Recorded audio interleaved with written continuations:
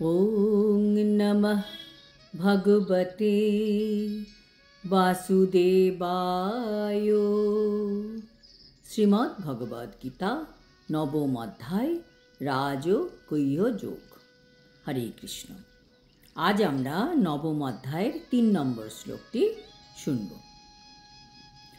অশ্রদ্ধধানা পুরুষা ধর্মস্য পরন্তপ অপ্রাপ্যমাং নিবর্তন্তে মৃত্যু সংসারবর্তনী।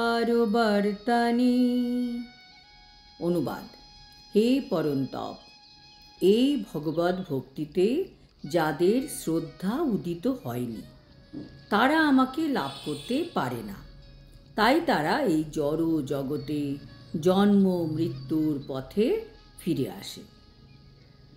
তাৎপর্য: শ্রদ্ধাহীন মানুষের পক্ষে ভক্তিযোগ সাধন করা সম্পূর্ণ অসম্ভব। যাদের ভগবান কৃষ্ণে বিশ্বাস নেই, ভক্তিতে বিশ্বাস নেই, তারা কিছুতেই ভক্তিযোগে এগোতে পারবে না। এখন এই বিশ্বাস কি করে উদয় হয়? এই বিশ্বাস উদয় হয় সাধু সঙ্গে। যারা কৃষ্ণ ভাবনাময় ভক্ত, তাদের সঙ্গ করলে যিনি অভক্ত বা ভক্তিপথে আসতে চান তার মনের মধ্যেও ভক্তি এবং বিশ্বাসের উদয় হয়। যখন মানুষ উচ্চশিক্ষিত হয়ে যায় তখন বেশিরভাগ মানুষ ভগবানের প্রতি অবিশ্বাস প্রদর্শন করে এবং এই সংশয়ান্বিত হওয়ার ফলে তারা ভক্তিযোগে স্থির থাকতে পারে না। শ্রী চৈতন্য চরিতামৃতে বলা হয়েছে যে শুধুমাত্র পরমেশ্বর ভগবান শ্রীকৃষ্ণের সেবার দ্বারাই সব রকমের সার্থকতা অর্জন করা যায়।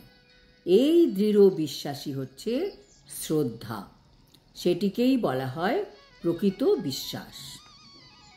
শ্রীমদ্ ভাগবতে বলা হয়েছে, যেরকম গাছের গোড়ায় জল দিলে তার শাখা প্রশাখা পল্লবাদি আপনা থেকেই পুষ্ট হয়, উদরকে খাদ্য দিলে যেমন আমাদের সমস্ত ইন্দ্রিয় প্রসন্ন হয়, তেমনি চিন্ময় ভগবত সেবা করার ফলে সমস্ত দেবতা ও জীবকুল আপনা থেকে সন্তুষ্ট হয়। সুতরাং ভগবদ গীতা অধ্যয়ন করে অবিলম্বে ভগবদ গীতার সিদ্ধান্তে উপনীত হওয়া উচিত। অন্য সমস্ত কর্তব্যকর্ম পরিত্যাগ করে কেবল পরমেশ্বর ভগবান শ্রীকৃষ্ণের সেবাই অবলম্বন করা কর্তব্য। জীবনের এই দর্শনের প্রতি বিশ্বাসী হচ্ছে যথার্থ শ্রদ্ধা। কৃষ্ণ ভাবনায় ভাবিত মানুষকে 3 প্রকারে ভাগ করা যায়।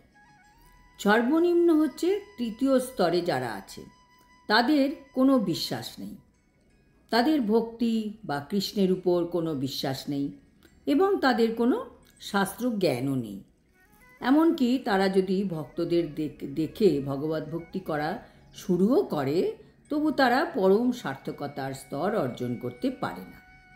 কিছুকাল পরে তারা ভক্তিমার্গ থেকে বিচ্যুত হয়। তার কারণ হচ্ছে তাদের ভক্তির অভাব, আবার শাস্ত্রজ্ঞানেরও অভাব। আর দ্বিতীয় শ্রেণীভুক্ত মানুষ হচ্ছেন তিনি, যিনি শাস্ত্রজ্ঞানে ততটা পারদর্শী নন, কিন্তু কৃষ্ণ ভক্তিতে তার দৃঢ় বিশ্বাস আছে, আর এই বিশ্বাসের জন্য তিনি এই ভক্তিমার্গে এসেছেন। কাজেই এই দ্বিতীয় শ্রেণীর মানুষ তৃতীয় শ্রেণীর থেকে শ্রেষ্ঠ। তৃতীয় শ্রেণীর মধ্যে দুটোরই অভাব, শাস্ত্রজ্ঞানও নেই আর দৃঢ় শ্রদ্ধাও নেই, কিন্তু সাধু সঙ্গ ও সরলতার মাধ্যমে তারা ভক্তিমার্গ অবলম্বন করেন। কাজে কৃষ্ণ ভক্তি অনুশীলনে তৃতীয় শ্রেণীর পতন হতে পারে, কিন্তু কেউ যখন দ্বিতীয় শ্রেণীতে পৌঁছয় তখন আর তিনি পতিত হন না। এবার দেখি প্রথম শ্রেণী কারা। প্রথম শ্রেণীর ভক্ত হচ্ছেন যিনি ভক্তি সম্বন্ধীয় শাস্ত্রগ্রন্থে পারদর্শী এবং যার কৃষ্ণ ভক্তিতে দৃঢ় শ্রদ্ধা রয়েছে। তিনিই হচ্ছেন কৃষ্ণ ভাবনার প্রথম শ্রেণীর মানুষ। এই প্রথম শ্রেণীভুক্ত মানুষের পতনের কোনো সম্ভাবনা থাকে না। এনারা নিশ্চিতভাবে উত্তরোত্তর উন্নতি সাধন করে অবশেষে সুফল প্রাপ্ত হন। তৃতীয় শ্রেণীর ভক্তের যদিও শ্রীকৃষ্ণের প্রতি ভগবত ভক্তি অনুশীলনের উপযোগিতা সম্পর্কে বিশ্বাস রয়েছে, কিন্তু তিনি শ্রীমদ্ ভাগবত বা ভগবদ গীতা আদি গ্রন্থ অধ্যয়ন না করায় জ্ঞানও অর্জন করতে পারেননি।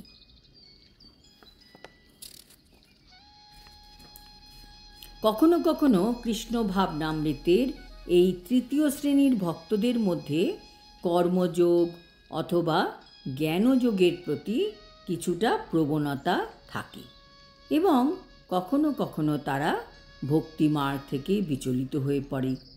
কিন্তু কর্মযোগ জ্ঞানযোগ আদির সংক্রমণ থেকে মুক্ত হওয়ার পর তারা কৃষ্ণ ভাবনায় দ্বিতীয় অথবা তৃতীয় শ্রেণীতে উন্নীত হতে পারে।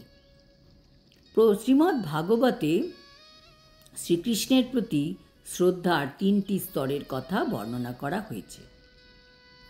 কৃষ্ণ কথা বা ভক্তিযোগের শ্রেষ্ঠত্বের কথা শ্রবণ করা সত্ত্বেও যাদের শ্রদ্ধার উদয় হয় না এবং যারা কেবল সেগুলিকে স্তুতিমাত্র বলে মনে করে, তারা আপাতভাবে ভক্তিযোগে যুক্ত থাকলেও তাদের কাছে এই পথ অত্যন্ত দুর্গম বলে প্রতিভাত হয়।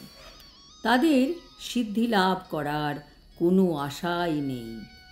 এইভাবে আমরা দেখতে পাই যে ভক্তিযোগ সাধনে শ্রদ্ধা অত্যন্ত গুরুত্বপূর্ণ।